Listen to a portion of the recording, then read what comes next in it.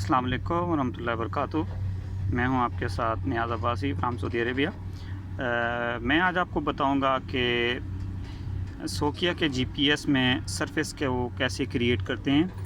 तो ये हमारे पास, आप एडिट में जाएं। एडिट में जाने के बाद आप पॉइंट लिस्ट पे चले जाएं। पॉइंट लिस्ट में जाने के बाद आप ये देख सकते हैं कि नीचे ऐड का ऑप्शन है। ऐड के ऑप्शन पे जाएं।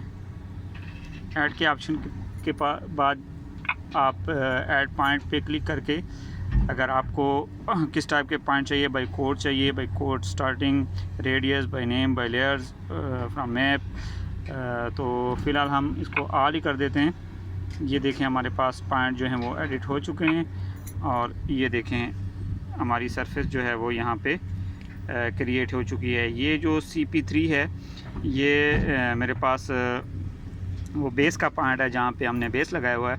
अगर आप इसको एडिट में जाके डिलीट करना चाहें तो डिलीट भी कर सकते हैं। उम्मीद है कि आपको वीडियो पसंद आएगी। प्लीज़ मेरे चैनल को सब्सक्राइब करें ताकि मज़ीद आने वाली वीडियो आप तक पहुंच सकें। बहुत शुक्रिया।